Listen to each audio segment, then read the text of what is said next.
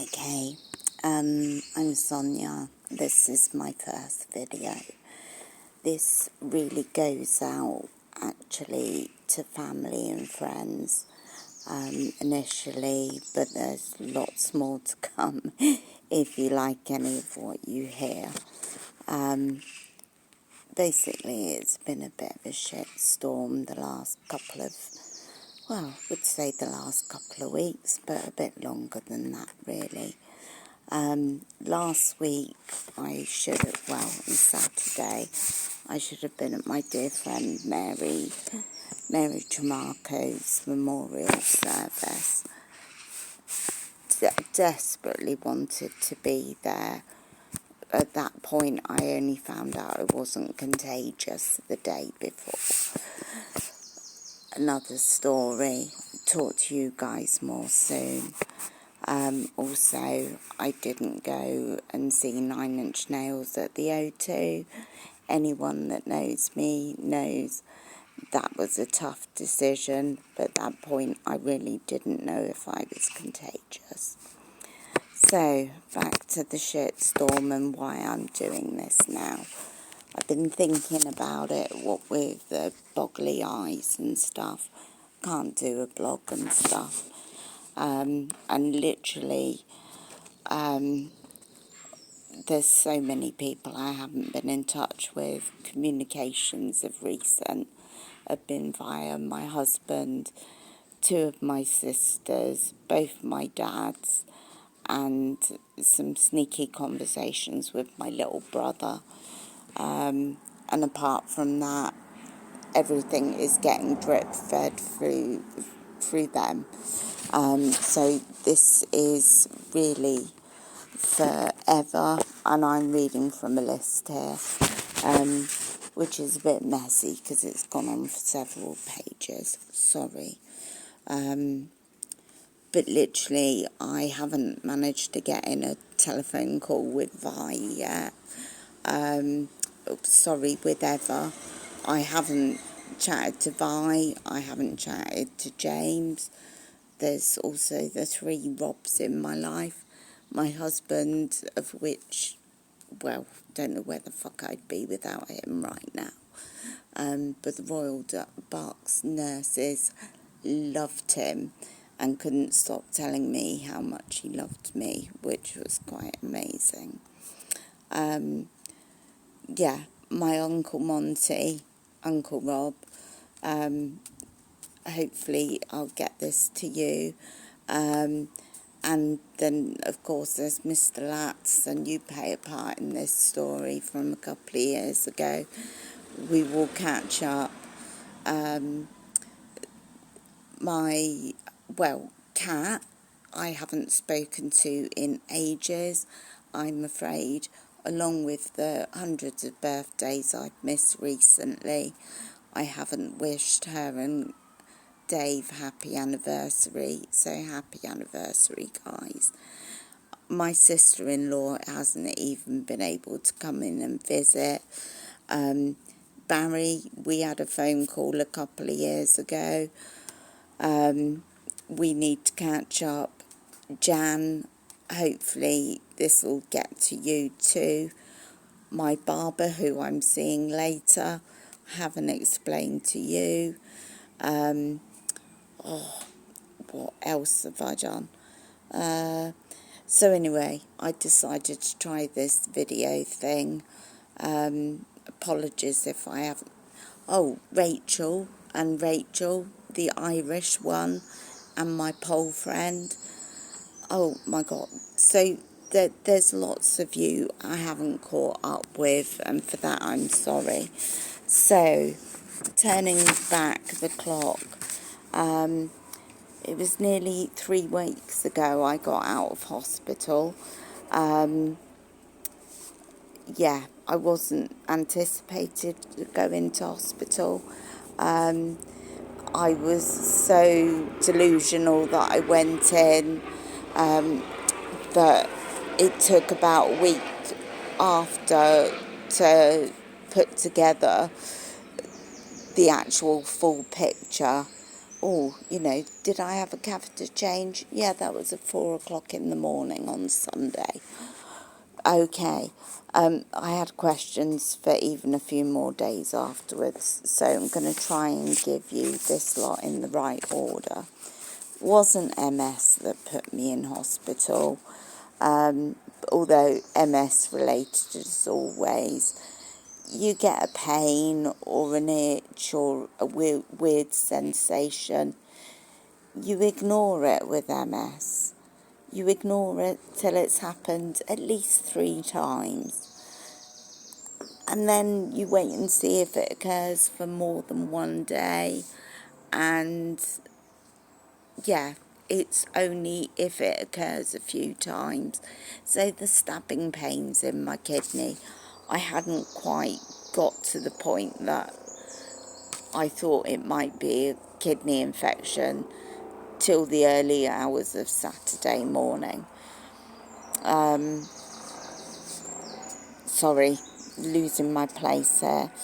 But anyway, I'd ignored the odd stabbing pain. Oh, that's right. When I was actually in hospital, I got a Facebook reminder. 8 years ago, I had 2 kidney stones removed. And I know around that time there was a lot of worry about my kidneys because the output wasn't even between my kidneys. And it was discovered that I've got a kind of congenital defect in the little tube that feeds from my kidney into the tube that leads into my bladder. So that's that. There was a bit of a blockage with the drainage on that kidney. So, yeah, I turned out to have a kidney infection. But the first thing I knew about it, I thought it was morning that Rob tried to wake me up. And I didn't really want to wake up. No, it wasn't. It was kind of getting towards dinner time. He knew I had to take pills. He dialed 111 because he said I wasn't making sense. He didn't have to go through the usual process of answering a million questions, because what they actually said to him is, we're going to call you back within the next 20 minutes. Try to keep calm, keep talking to her. The next thing I knew, there was a paramedic there talking to me, and he told me, congratulations, I'd passed the test, and there would be an ambulance coming to collect me. What I didn't know, I was stretchered out the back door, through the garden, into the ambulance. Didn't know much of what happened. I was treated in 5 different areas. There was an X-ray that nobody really knew about. There's a monster kidney stone, 1.6 centimetres in there. So this all needs addressing further down the line. And you notice I'm not looking at my notes now. There's a reason for that. Let me just check where I've got to. Eventually I did get moved on to a urology ward. They did do an op that wasn't very successful. I ended up with a tube hanging out of my back. Can't remember the name of that. So I was put onto a ward, and they had a second attempt at this operation to put a stent in the kidney. They gave me gas and air this time again.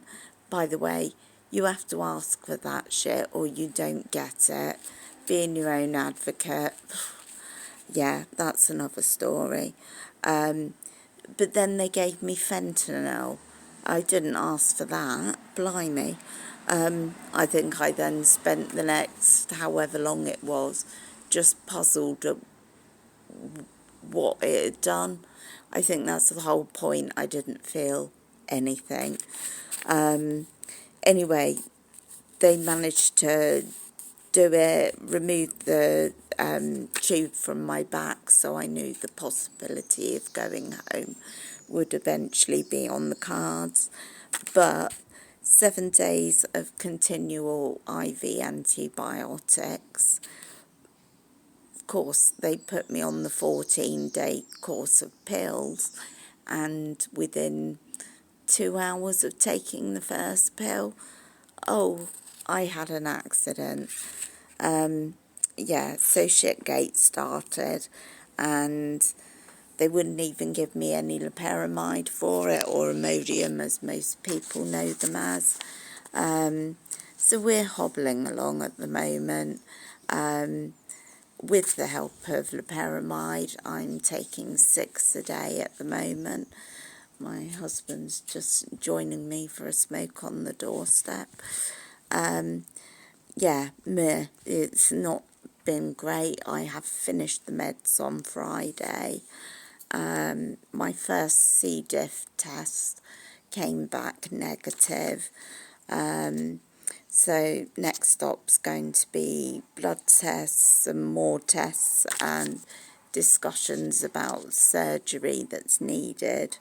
So that could go on forever. But I'm looking into sort of starting this and talking about, more choices, about the meds you take for your MS, the meds you take, the meds you have to ask for, the ones you, choices is a bit more difficult. But there is good news. I'm more profoundly disabled than ever now. I've got a suprapubic catheter in. I can't use my legs. Even the Botox didn't calm those down. They kick on their own. But I feel like I've got my cognition back, which is why I'm able to do this. Some reading through the notes, some not. But yeah, you get me with no makeup before the barber's been to sort out my hair. And a bit waffly because I'm having my funny 15 minutes. Because I am, let's say, experimenting with medical cannabis. I had a conversation with my neurologist about it the other day. So much so that my next neurology appointment's in 4 months. And he's looking into pathways in the NHS. Because that was his first comment, is I don't know an MS, a cannabis specialist within the within the NHS. Sorry, I am waffly because I am in my funny 15 minutes now. On that note, let's finish my little list. Yeah, I didn't expect to get my cognition back. I think everything I've ever learned about drugs has been turned on its head. So, yeah, I need to talk more about this. It's not something that, well, I don't think it's something I'm going to be able to monetize. Having screwed my own personal pension arrangements and lived on those for 7 years, I am now on benefits, but I would obviously like a pot. So yeah, let's see what my neuro does come up with, because he managed to get me on a clinical trial within days when I was first referred to him. So let's see what he pulls out the hat. But I'm also looking into self-referring and see what the MS Trust has to say about that. But I also have to say the NHS staff that looked after me were absolutely fucking amazing. And yes, this will be X-rated because you'll get me telling you as it is. So yeah, I need to work things out unless Audible would like to pay me, get periodic amounts of work out of me. But no, in my head, I've written a book, because yes, I'm glad to get my brain back, and I'm in a happier place than I have been for a long time. So hope to join you more, and sorry, I think I've done about 15 minutes. Goodbye.